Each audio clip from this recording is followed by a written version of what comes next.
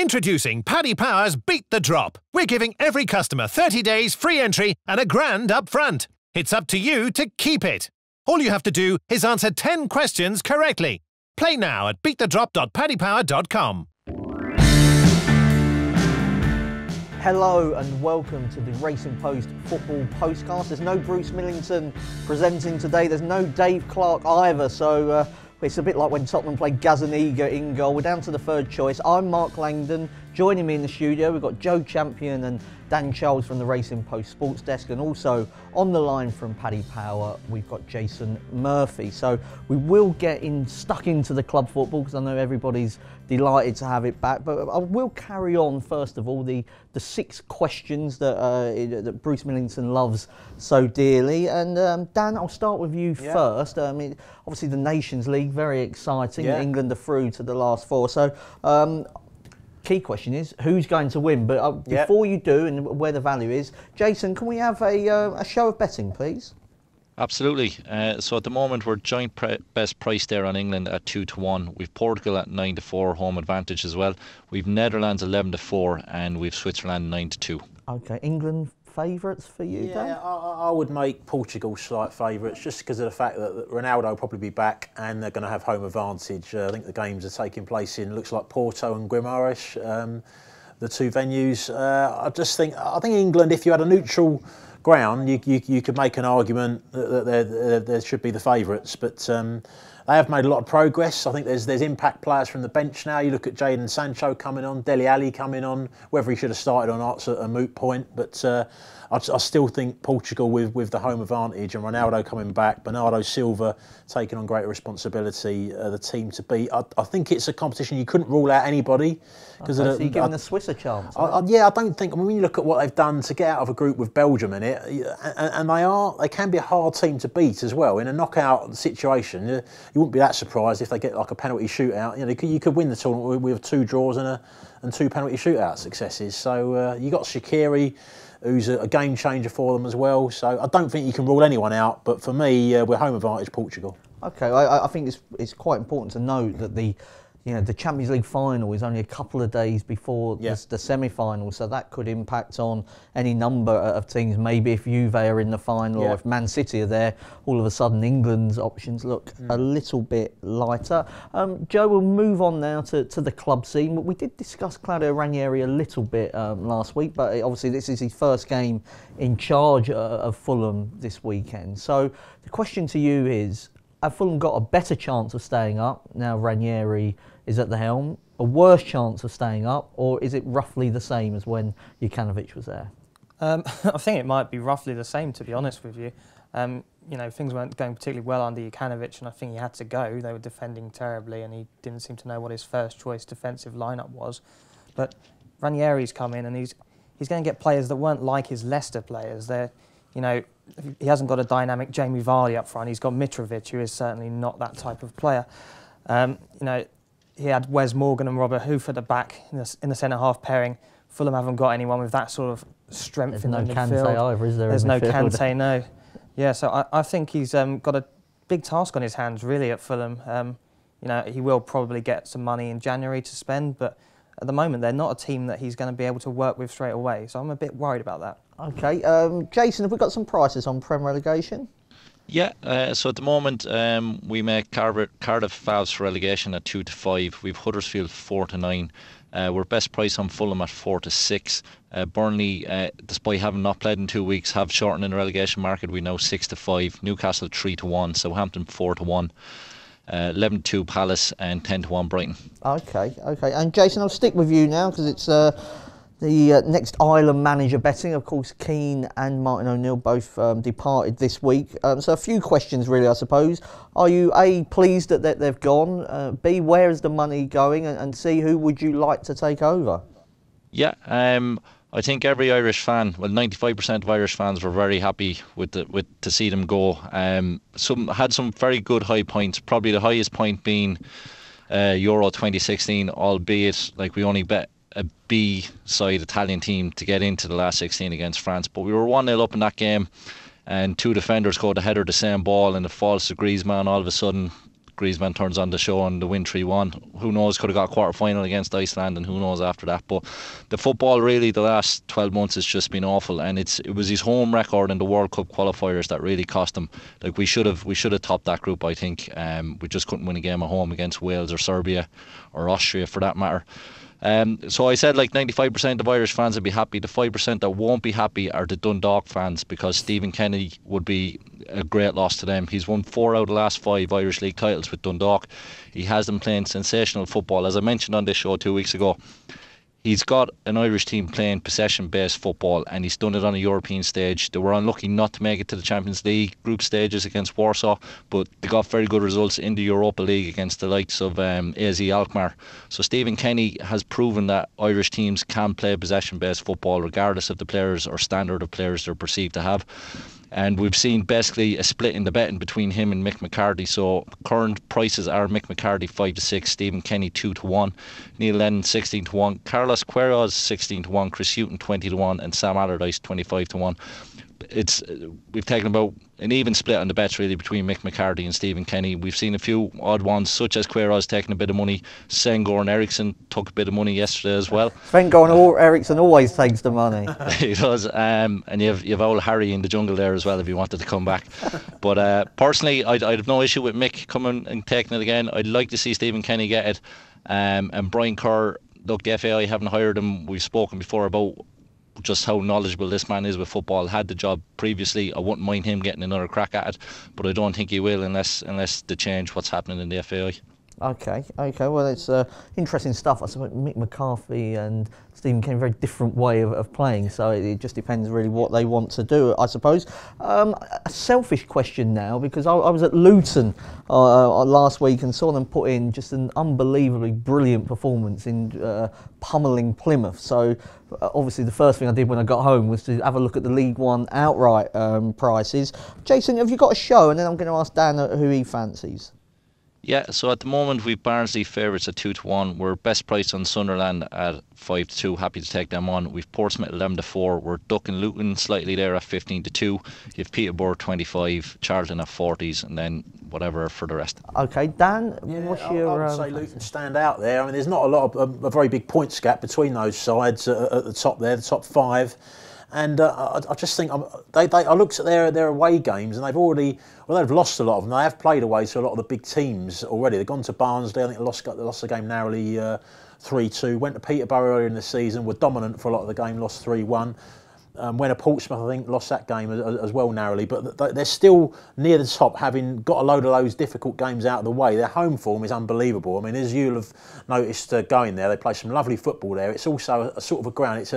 The atmosphere there, the crowd are close to the pitch. Hostile. It's hostile. It's a tough place for other teams to go. All those other big teams, most of them, I think, except Sunderland have been there. I've got to go there, and that's going to, they win a few of those games. It's, that immediately it puts them right in the thick of it, and it's just how you do in the rest of the matches. So no, I think they're a bit overpriced there. Out of the shorter price ones, I think I will favour Barnsley over Sunderland. I think Sunderland are grinding a lot of results out at the moment. Not sure how that's going to continue, if it was going to continue as the season goes on. Barnsley's quality of football, and they've been struggling without a centre forward a lot of the time. They've only just got the centre forward in from Fulham.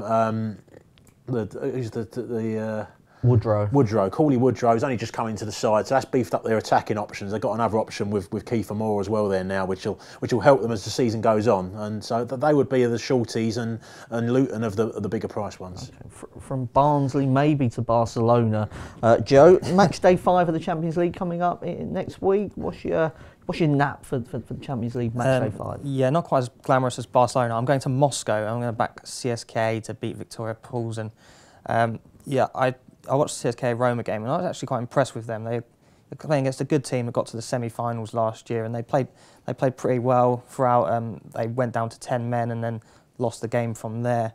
But they played really well in that game. They've got an exciting young team, and they've already beaten Real Madrid at home, of course, as well. So this one is kind of the Europa League decider, but if they win this, then they're guaranteed to get to the Europa League, which presumably is something they want to do. I know most teams sometimes You've got don't the Premier think League so, teams but, desperately trying to finish fourth. Yeah, I think they'll probably want to be there, and I think they'll win. They're a shade of odds on, but they seem to be a bit better than Poulsen. Yeah, no, I mean, I've seen CSK myself. This young team actually looks to be better than this when they had all the experienced players playing for them. Jason, we'll come to you lastly now. What I want is and I'm sure that you chat about this in the training office, the favourites you're out to get of a weekend. You know, the one team that maybe punters shouldn't be putting in their accumulators. Who would you say could be the blowout this weekend? Yeah, it's like we'll cover Premier League in a little while, so I think Liverpool against Watford is one I'd definitely be avoiding. If you look across Europe, PSG, look, they've won 13 from 13, they're 1-10 at home to Toulouse, but Mbappe and Neymar picked up knocks, and the big game against Liverpool, I still think PSG will win, but it's one to maybe just be aware of, or even have a look in the goal scorer market there. Cavani 3-1 first goal scorer, Di Maria should get a run there 15-2. Spain is very competitive this year if you're looking to lay teams or avoid. Barcelona are playing Atletico Madrid. I think that's correctly priced at the moment. Espanyol is a team that's doing very well, 5th in the table. They're 8-11 at home to Girona. They have a 100% home record, but last time against Sevilla, they conceded 2 late goals, and Girona are unbeaten away from home. So I think if you wanted to lay a fav, Espanyol might be one there. And in Germany, Bayern Munich are playing Dusseldorf. I know Bayern Munich have had their struggles, but Dusseldorf are joint bottom, so I think Munich should be alright to win that game. But I think Liverpool, we'll discuss later, but Liverpool is one I'd be avoiding. Okay. Dan, which of those questions would you wish you'd been answered? I'll take the Fulham one. I think they've got a better chance of staying up now that Ranieri's gone in there. I mean, you know, the job he did at Leicester was incredible, and it was done he got the basics right there, and I think that's what Fulham need right now. They need to tighten up at the back, give that defence a little bit more protection. I mean, you can argue whether they've got the personnel to do that, but the structure of the team, I think, will be a little bit more cautious, more defensive, and help them stay in games. And they have got players like the likes of Schürrle. Mitrovic does get goals. Kearney, who hasn't been fit all season as well, can create a little bit for them. I just think there is enough compared to some of those other teams down the bottom to score a few goals. And if he can just tighten them up a little bit, I mean, I look at teams like Huddersfield, and they're not great defenders. They're just a little bit more organised. And if they can just kind of match Huddersfield defensively, they've got better players going forward. So, and I just think his personality will help in the short term as well. Jokanovic comes across as a very dour person. On a poor run, you wonder how he's going to lift that dressing room. Ranieri is an upbeat character. I just think there might be a bit of a bounce in the short term. Oh, Dan, me and you have been doing our conkers, I think it's fair to say, on Fulham for most of the season, so there's no point stopping now. Joe, which of those questions? I'll take the Nations League one, and I think England are right to be favourites, really. You know, we say Portugal have got the home advantage, but how many England fans are going to fancy a trip to Portugal in June? There'll be plenty out there. Yeah, it could almost be like a home game, and I don't know how the draw's going to pan out, but you know, once you get to a final, you know, anything could happen, really. I was quite impressed, I think everyone was, with how they came back the other day, and they look like they've got a bit more depth coming into the team now. There's some good young players around the squad who, you know, a season in the Premier League, or in Sancho's case in the Bundesliga, are going to be even better come June. Sure. I think the interesting thing for me from that game was that, you know, Ali and Lingard came off the bench, and they were sort of confirmed starters, really, sort of in that World Cup semi-final, and that maybe emphasises your point really on where you've got them to come off the bench now rather than starting. Jason, which of those questions would you like to take? Yeah, I'll just follow up on Ranieri there. We've a few specials on site, such as Fulham to sign any player from the Leicester title-winning squad in the January window, 5-6. Fulham to sign Wes Morgan in January, 17-2, although I don't think that'll help any defensive issues, to be honest. Or Fulham to beat Leicester home and away in the Premier League this season is 10-1. But I think Fulham as a club, if you look where they're at and the investment they've made and what they need, I think Ranieri's as good a manager as they could have got in. Same as yourselves, we've personally done a bit on Fulham this season. They've let us down, but I think Ranieri's the right man to come in there and just steady the ship and get them safely through this season in the Premier League and kick on from there then. Okay, well, we'll be back in a minute with the best bets for the Premier League. Introducing Paddy Power's Beat the Drop. We're giving every customer 30 days free entry and £1,000 up front. It's up to you to keep it. All you have to do is answer 10 questions correctly. Play now at beatthedrop.paddypower.com. Welcome back. I'm Mark Langdon. Joining me in the studio, we've got Dan Childs and Joe Champion from the Racing Post Sports Desk, and also Jason Murphy on the line from Paddy Power. Right, I want rapid fire answers to the Premier League games that start at 3 p.m. and there's 6 of them. Some that are very close in terms of betting, others that maybe not so. We'll start with Brighton versus Leicester. I'll call out the Paddy Power prices. We've got 9-5 Brighton, 8-5 Leicester. It's 21-10 the draw. Jason, I'll start with you. Yeah, just Harry Maguire struggling with a knee injury and query an injury over Maddison as well, so I wouldn't be keen to back Leicester. I think Leicester have scored in every game this season until that 0-0 with Burnley, and they should have scored in that game as well, whereas Brighton have scored in their last 5 games as well, so I'd just be looking at both teams to score there at 10-11. Okay, we've got both teams to score. Bet Dan? I'm going to go with the draw here. Brighton's home form against non-Big Six teams since the start of last season: 1-7, drawn 8, lost 1. The loss was actually against Leicester. That's the caveat there. But it does show that they're hard to beat when they're at home to teams other than the Big Six. So half of them games, as I just said, have been draws. So I'll go for the draw here. Joe? Yeah, I'm going for a Brighton win. I seem to talk every week about Brighton's home form, and as we've mentioned, Maddison is a doubt. So yeah. Brighton to win. Okay, I think I'm going to go for the draw as well in that game, and I'm struggling to pick a winner. Next up, maybe it's a little bit easier. It's 4-11 Everton, 7-1 Cardiff, and 7-2 the draw. Jason? Only injury concerns here is Sigurdsson, maybe with an ankle injury. But Everton, if you look, most of their goals, 32% of their goals come the last 15 minutes. And out of 12 Premier League matches, they've been drawn 8 of them at half time, going on to win 4 of them, including their last 3 matches at home. Cardiff have been drawn at half-time in 7 of 12 of their matches, so I expect a tight first half here with Everton to kick off in the second half.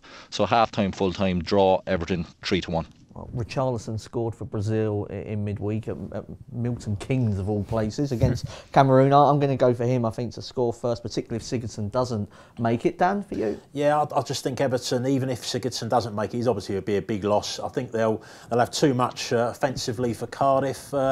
The prices, though, you're trying to look to get a bit of juice, extra value in the price, and I just think they may concede Everton. They don't look secure at the back, especially from set pieces, and that brings you in the threat of the likes of Sol Bamba and Morrison, who are very good in the air for Cardiff. So I'll go Everton to win and both teams to score at 21-10. Joe? I'm going to disagree with Dan and just go Everton to win 2-0, but yeah, not a strong opinion. Okay. Next up, it's Manchester United. 4-11. Don't know if I could back Man United at 4-11, but it is against Crystal Palace, who are 15-2, and it's 7-2 the draw. Jason? Yeah, so Zaha and Pogba questionable with both of them having thigh injuries. No clean sheets at Old Trafford this season, but surely if they're going to keep one, it'll be against Palace, who are only averaging about 0.67 of a goal a game. They've only 8 goals in 12 games, and the Palace have failed to score in 7 of 12 matches. So I think United are a bit short at that price, but if they're going to win, I fancy them to win 0 then at 5-4. Martial, obviously the man in form, 6 goals in his last 5 Premier League matches. We actually have him priced up to beat Vardy's record of scoring in 11 consecutive Premier League games set back in 2015. So it's 50-1 for Martial to equal that record by scoring in 11 games, or 100-1 for him to break it. But have a look at Martial definitely in the goal scorer markets. Dan? I'm going to go for a massive shock here, and I'm going to go for Palace at 15-2. I didn't know if you just meant Palace to score. But no. I've watched all of their last 3 games against the big sides, and I know they haven't won any of them. But I watched them against Arsenal. They drew 1-1. Probably should have won the game. Or was it won the game? 2-2. Sorry, probably should have won the game. I promise I did watch it. The Chelsea game, again, they've come back to 1-1. Were well in the game. Hazard comes on, turns the game. They lose 3-1. Played pretty well. The Spurs game as well. Spurs rode the luck quite a bit in that game as well. I mean, I just think that they are playing well enough in these games that with a little bit of luck, they might nick one of them. So, and Man United, there's a lot of pressure on them after that loss to City and a big gap to those bigger teams above them. So, Palace for me is in a big shock. Joe? Yeah, I think Palace could be able to get on the score sheet. Much depends on whether Zaha plays or not, though, really, in my opinion. So I'll be waiting to see if he does start. But yeah, I'll go with United to win and both teams to score if that's the case. Oh, there's a real split there. Then we've got United to win 0. We've got United to win and both teams to score. We've got Manchester United not to win at all. I think I'm going to go for the draw. And I apologise to Fulham and Southampton fans because I skipped ahead to Manchester United before that. Of course, it is Ranieri's debut. Could also be a final fling, really, for Mark Hughes as Southampton manager. Paddy Power bet 6-4 Fulham, 17-10 Southampton, 23-10 the draw. I think if there's to be a bounce, it comes here for Ranieri and Fulham, and it's a good opportunity for them to get the win. What say you, Jason? Yeah, Ranieri, he's won his first game in charge at 5 of his last 6 clubs, so that's a good omen. And like you've touched on with Mark Hughes, if you look at his last 32 matches as top flight manager going back to in charge at Stoke there, he's only won 5 out of 32. That's a win percent of a little over 15%. It can't continue for much longer. He's favoured for sack, next to be sacked with us at 8 to 11. I just think a Fulham win here. Fulham have goals in that team as well. The likes of Mitrovic has got 5, Schürrle's got 4 goals already this season. So I think a Fulham win. Dan? Yeah, I totally agree. I think Ranieri, compared to Jokanovic, will be like a breath of fresh air in the short term. I'll just add to that another stat on Southampton. They've had 4 wins in 29 Premier League games this year, Southampton. There's a long-term struggle in there for Southampton. So Fulham for me. Joe, is it a full house? No, I'm going to go for the draw. It's just a slightly bigger price, to be honest. But yeah, I can't see Southampton winning. Okay, and next up, Jason's already mentioned here that he thinks this is where the shock could come of the weekend. It's 5-1 Liverpool, 5-1 Watford, 1-2 Liverpool, 100-30 the draw. I think I'd be leaning towards the draw in this one. But Jason, you just going to lay Liverpool, or you got another way of getting with Watford? No, that's the way I'd be looking. So Watford are exactly where they should be in the table. They're 7th on expected points. They've got 20 points, whereas Liverpool have 5.5 more points than what they should have. And if you look at Liverpool's last 4 away games, they have not been great. They lost obviously to Red Star. That 1-1 against Arsenal, I thought Arsenal were the better team. Then that got 1-0 win away at Huddersfield. Huddersfield hit the post in that game as well, and the delay equaliser against Chelsea. So they just haven't been as good as what maybe the markets are rating them, so therefore I think they're too short a price for this match. Watford are tough at home, good result against Tottenham as well, so I think Watford +1 at 6-4 would be the way I'd be looking to back this. Dan, you're a Watford season ticket holder. Do you share that confidence? No, I just think I've seen, obviously I watch a lot of Watford games. I just think the centre backs there recently, Kabasele was out suspended. They brought in. They've got Cathcart alongside Mariappa. They brought Mariappa in. Neither of them are the quickest, and there's been a reluctance because they're doing all right to bring Kabasele back in. If he doesn't play, they're not going to cope with Liverpool's forwards, in my view. So I think Watford could score because Liverpool are showing a bit of vulnerability on the road, but I think Liverpool win the game. So Liverpool and both teams to score for me. Joe? Yeah, I've just gone for both teams to score. Watford have scored against Man United and Tottenham this season at home, so yeah. Okay, and then one favourite I can't oppose. It's Man City on their trip to West Ham. West Ham 11-1 though, Man City 2-9, and it's 5-1 the draw. Jason, any chance of an upset? I don't think so. If you look at Man City's record travelling to play West Ham at the London Stadium, 4-1, 4-0 and 5-0 in the FA Cup then as well. Just Man City's numbers are phenomenal. We mention it week in, week out. 11 wins in 12. They've been leading at half-time, full-time in 9 of their matches. They've scored 38 goals. That's over 3 goals a game, albeit only 9 of them have been on the road. But I think West Ham last time out against Huddersfield, they got caught for the goal against Huddersfield trying to play out from the back. And if they try and do this against Man City, the likes of Sterling and Silva, very good going forward, but very good at nicking the ball, getting in little tackles here and there. So I just think Man City half-time, full-time at 8-11. I don't see City being stopped. Actually, Man City we've priced up as well as a special to go the season unbeaten at 6-1. Liverpool unbeaten still, you can get them at 16-1. But yes, Man City. Okay, well, I mean, West Ham did hold Chelsea to a draw. They only lost 1-0 at home to Tottenham, but obviously Man City probably a step up. Dan? Yeah, also beat Man United, and they were 1-1 away to Arsenal and well in the game until a couple of 2 goals for Arsenal in the last 20 minutes. So you can see the way this is going. I'm just thinking to try and get a bit of value, to go with West Ham to hold on maybe until half-time. You are after an international break, maybe 1 or 2 players on both sides won't be fully tip-top. So I'll go for draw half-time, City full-time at 3-1. Joe, is there a way of getting with City here that doesn't involve you lumping on at 2-9? Well, I just think City are going to win this and win it easily, I suppose. If you look at the record, they've scoring goals, as they like against West Ham. I was looking at City and over 3.5 at 13-10. Well, I'm going to the game, hopefully. I am in the office, first of all, so if I miss the first 10 minutes, might just be worth me turning round and coming straight back again. I have to say I haven't got any strong opinion on this one. Maybe Man City to win sort of 2-0, but I think I'll leave that one and we'll head to the evening game, which I think is a much better betting heat. It's Tottenham against Chelsea at Wembley, 5:30 kickoff. Jason, if you could give us the prices and then maybe your opinion on what looks to be a very tight game.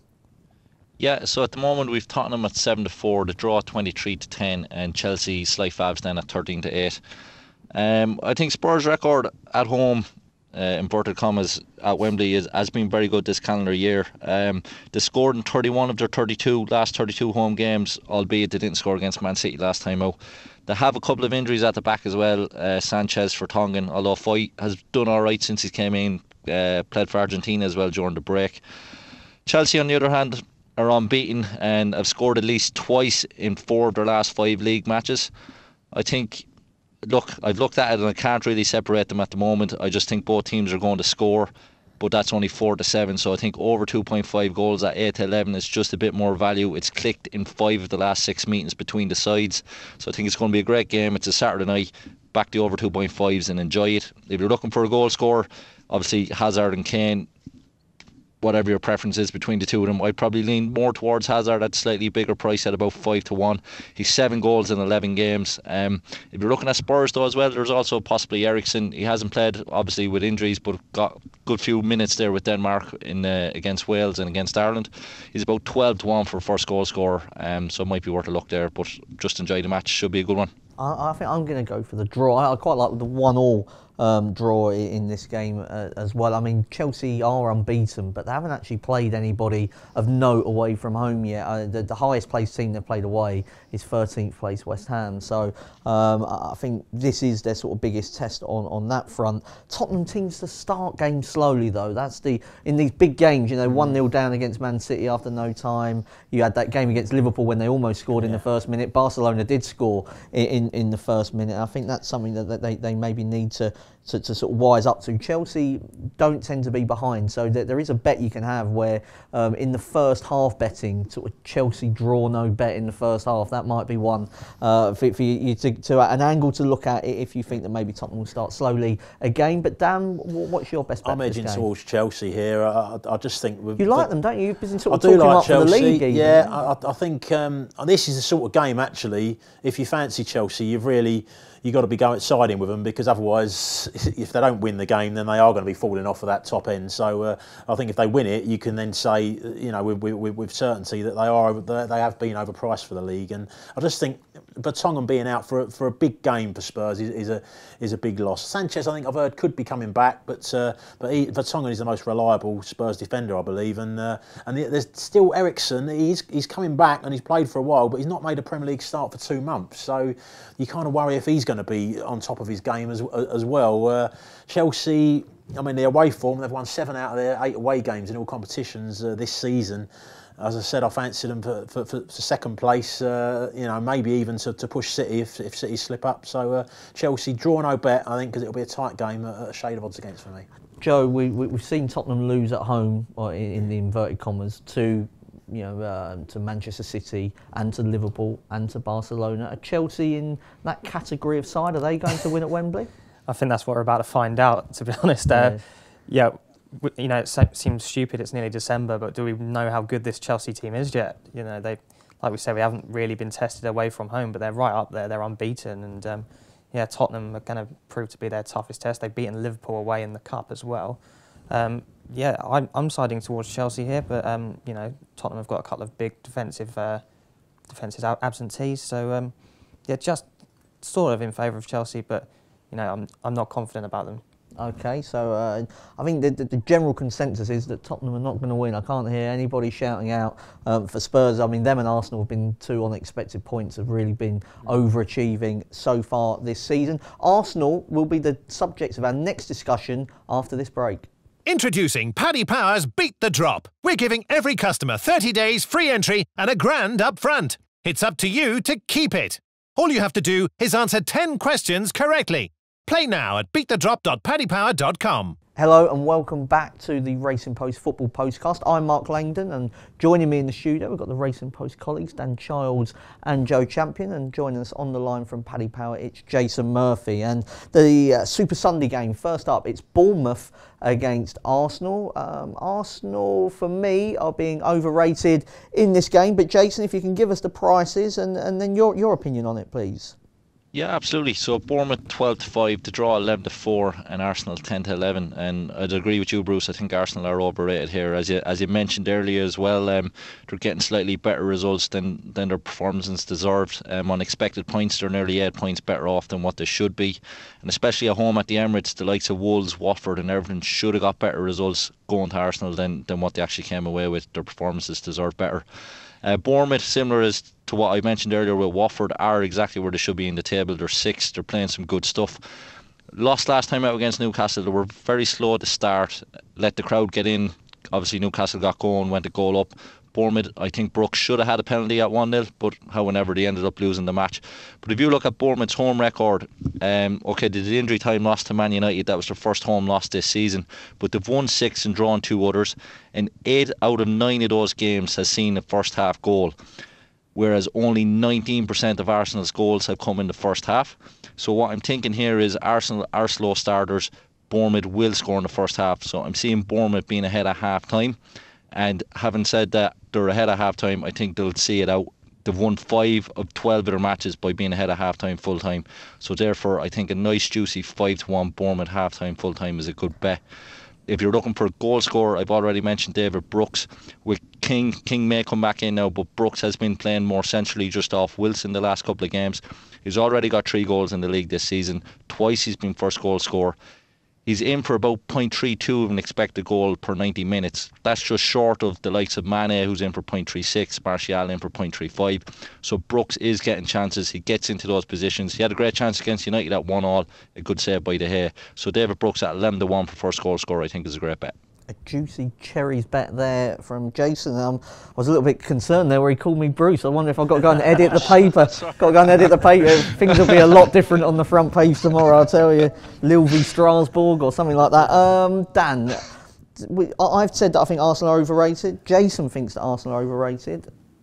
Would you be backing them? Yeah, I think that I would. I just think that with Arsenal, they're better players are in the attacking areas, and so I think that's one of the reasons they're winning a lot of these games. So they've got good finishers and goal scorers in the side. You know, Aubameyang, Lacazette, Ozil, who can pick a pass, and the other reason I fancy them is because Bournemouth play open, and I just think that the way they play in taking teams on and attacking them, that's going to leave spaces for Arsenal on the counter attack. And I think with their forward players that they got, I think they've got better forward players than Bournemouth, and that will decide the game. They have had, you know, at the end of the day, you've got to respect the fact they've had no loss in 16 matches. Arsenal played mixed performances recently. They played well, I thought, against Liverpool, deserved the draw. Against Wolves, they were not as good at all. Probably didn't deserve the draw. So yeah, so you can pick and choose out of their form, and you can say, well, the way they played against Liverpool, they'd be a good bet. The way they played against Wolves, maybe not. But I just think they've got better attacking players. Open game, I fancy them. No clean sheet away from home for Arsenal in the Premier League. Joe, what's your best bet in this one? Yeah, I'll go for another Bournemouth first goal scorer, Callum Wilson, this time for me. 6-1 shot. He could be a point or so shorter, in my opinion. He'd be high on confidence after scoring for England last week. And yeah, I've not seen seen enough of Arsenal defensively to suggest that they're going to stop Bournemouth from scoring in this game. I mean, both teams to score is a 2-5 shot. So, you know, if Bournemouth score first, he's likely to be the man to do it. Okay, well, a couple of shouts there. It sounds like maybe Bournemouth at least to start well in this game. Arsenal have been very slow starters. The 4 o'clock game, it's Wolves against Huddersfield. Jason, if we could have some prices, and I may as well take your verdict as well on the Super Sunday 4 o'clock game. Yeah, it's 4-9 Wolves, 3-1 to draw, and 7-1 Huddersfield. The starting point at this is, if you look at the combined last 16 matches for both teams here, 14 of those matches under 2.5 goals is clicked. Huddersfield, it's well known that they struggle for goals, so I was trying to have a little bit more of a look into it. They've been a bit unlucky insofar as they've hit the woodwork 9 times this season, the same as Man City, the most in the league. But to give it a bit of context, if you look at big chances created, Huddersfield have only created 8, whereas Man City have obviously created 35. They've only had 127 shots, which is the 17th in the league, places them, and a conversion rate of only 4.7%, which places them 19th in the league, which indicates just really bad finishing on their part, whereas the likes of a Chelsea or Man City are converting, albeit easier shots, about 12%, 13%. So Huddersfield really just struggling for goals. It's going to be a low scoring game. So then we're looking at Wolves maybe to win it to 0, or Wolves to win by exactly 1 goal. So I think Wolves to win to 0 at 11-10 is probably worth a look. Wolves again are going very well this season. I think just a bit unlucky with some of the results. They should have over 5 goals more scored than what they have so far. And I think we're looking for a goal scorer bet. I think Ruben Neves is averaging 2.67 shots per 90 minutes, which is very high for the position he plays. He's 2 goals already this season, and it was a bit weird, but he took the first penalty that they got against Spurs, so he looks to be first choice penalty taker as well. So Ruben Neves at 12-1. He'll be on free kicks too. I think is worth a bet for first goal scorer. Okay, did he hit the post against Arsenal? Was it him that certainly Wolves the woodwork very late on in that game at Arsenal? I think it was that young lad. Oh, was it Gibbs White? Gibbs White. Yeah. Oh, well, that shows how good it was, because I thought it was Neves. That's how sweetly he struck it. I'm going to go for Wolves to win 1-0. I think this could be a similar game to the Burnley one, where Wolves have to be patiently wait to eventually break down Huddersfield. Joe, what's your best bet? Yeah, I agree with what both of you have said, really. Wolves to win 2-0 or 2-0 or 1-0. Certainly Huddersfield, 2 points away from home all season. They don't look like getting anything out of this game. I think if Wolves do win, it will be by a narrow margin. Dan, Wolves are earning a lot of praise for their performances. They don't seem to sort of thrash teams, though. So are you expecting a sort of narrow win? Or are they a bit vulnerable? Yeah, that would worry me. 4-9. That worry. They've scored 12 goals, which is one more than Cardiff and Fulham. So that's just a bit concerning for me. The football's very easy on the eye, but you look at among the forward players and you think who there is going to get me 15 goals a season, or maybe even 10 goals a season, and you're starting to think, will this team score enough goals in the top flight? So from the Huddersfield angle, they've had a couple of better results. They had the Fulham win that got them going. Then they drew West Ham 1-1. They against non-Big Six teams, they are more competitive. You strip out the Big Six games, which they've had a lot of, and they've had 1 win, 4 draws and 3 defeats against non-Big Six sides. So they are competing. They've only lost 3 of the 8 games. They drew at Everton, didn't they? Drew at Everton, yeah. So they drew at Burnley and absolutely battered Burnley on the stats that game, 19 shots to 6. So I just think Wolves will probably win, but you've got to look at the prices all the time, and I just think 4-9 Wolves or 3-1 the draw. I just think the draw is worth chancing at that price. I do think there are sort of teams you feel more comfortable backing at 4-9 than others, aren't they? Absolutely, and you tend to want sort of ones that are going to score goals. Not scoring goals, Burnley versus Newcastle brings us nicely onto Monday Night Football. I suspect that the first hour of the analysis probably be better than the 90 minutes of the game, but a bet can certainly liven it up. Jason, prices and your verdict, please, for Burnley against Newcastle. Burnley 15-8, draw 2-1, and Newcastle Fabs at the moment at 13-8. Like you say, it's not probably going to be the most exciting game to watch. If you look at what the definition of a clearance is, it's a defensive action where a player kicks the ball away with no intended recipient. So if you look who has made the most clearances... So that just sounds like Burnley's midfield. Yeah, this is Newcastle top it with 374 and Burnley with 368 clearances. So we're going to see a lot of balls being kicked left, right and centre here. If you look at open play, Burnley, they've conceded 202 shots in open play in their 12 matches so far this season. That's averaging just under 17 shots a game, whereas last season it was only 11 shots. So something has gone wrong with the way the system is set up there at Burnley this season. I'd like to blame Joe Hart, but you can't blame him for what happens in open play. They gave up 22 attempts against Leicester last time out, whereas Newcastle, I don't think their performances were great, even though they've got 2 wins at St James's Park. But all things considered, I think alright, they'll go in slight favs here and probably rightly so. So you could back Newcastle as favs, but for me it's short price, but the under 2.5 goals at 8-15 looks the bet. If you're looking for a goal scorer, Rondon's the man to turn to. He's only started 5 games, so I think him coming in and Newcastle haven't had a very hard run of fixtures to start the season out of the way, I think they could kick on and be okay from here. And if you're looking for a first goal scorer, Rondon there is about 13-2. I think I'd be heading towards maybe Newcastle draw no bet in this game. You're right, Jason, they had a really hard run of fixtures at the start of the season. Then they played okay in a couple of matches and they didn't get the results, and then they played not so well and managed to get the wins, but maybe those wins can just bring a bit of confidence back. So I think that was lacking. Joe, do you agree with me? Or I'm leaning towards Newcastle in this one as well. Burnley have been smashed away in games against City and Chelsea, understandably, but West Ham as well took them apart, and Leicester should have beaten them before the international break. Really, they dominated the stats. This Newcastle side probably don't have that kind of creativity. They certainly don't have the creativity of a City or a Chelsea anyway. But I think they'll get a chance, and hopefully they'll take it, and that might be enough, because I can't see where Burnley are going to score. Okay, but Dan, you're looking there. You're going to disagree. I'm going to go for Burnley. Yeah, I think it'll be just because you're standing alone doesn't mean you're in the wrong place. Yeah, where I agree with everybody is I think it'll be a horrible game, and I just because of that it draws me a bit more towards Burnley. I think they're more likely to win a real bits and pieces horrible game than Newcastle.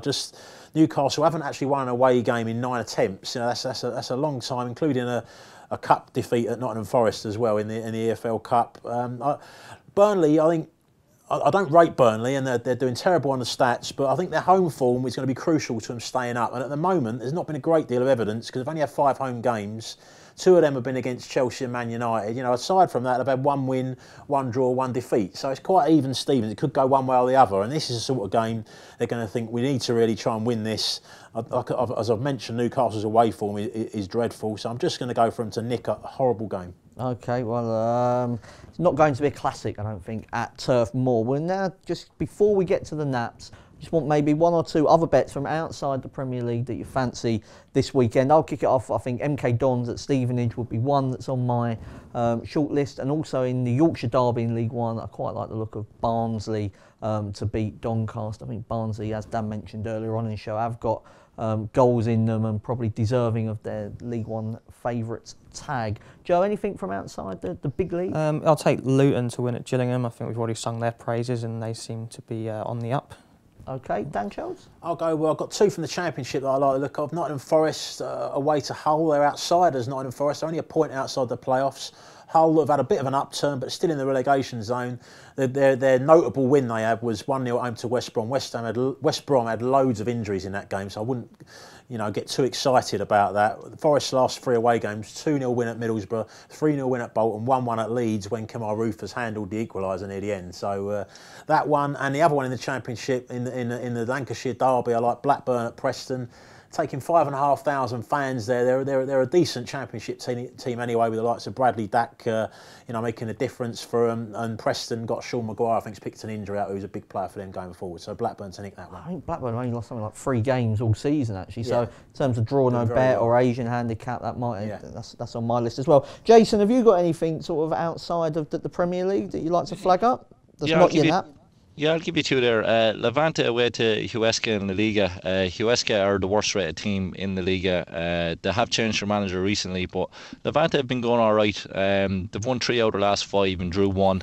They have a very good player in Morales, kind of listed as a midfielder but plays higher up the pitch. He scored 3 goals in his first 2 games this season, and there was talks of him being the man to replace Ronaldo. For all the newspapers in Spain. But Levante there 2-1 away to the worst team in La Liga, I think is a bet. Just to look a little ahead to the Champions League again, Ajax away to AEK Athens.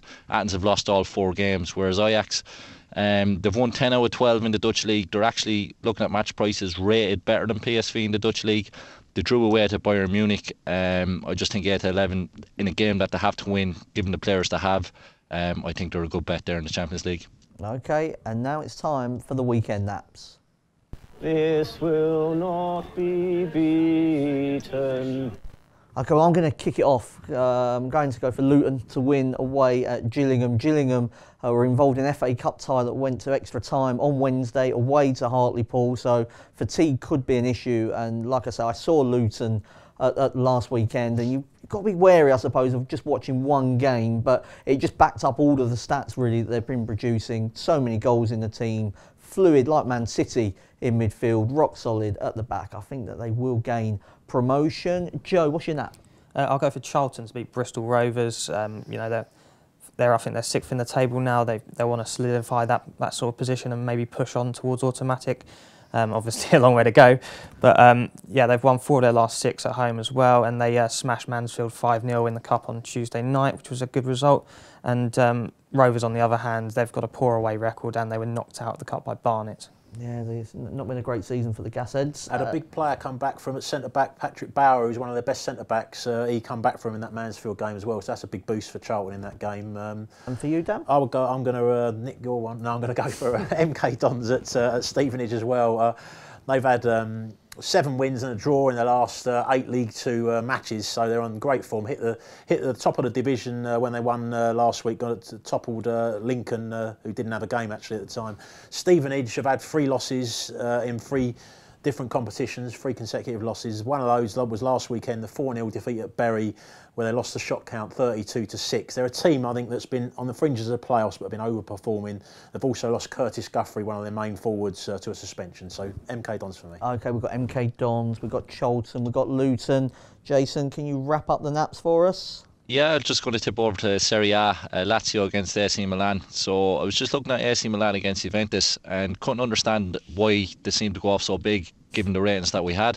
So I looked into their match against Juve and they were missing, look, my pronunciation isn't going to be the best, but Lucas Biglia, Bonaventura, Caldora, Mucciaccio at the back as well. And they lost that game to Juventus, and those players are still missing. But since that game as well, Romagoli at the back has also gone injured. Higuain was sent off, so he's missing also in that match against Lazio. Whereas Lazio are doing quite well this season. They're 4th in Serie A.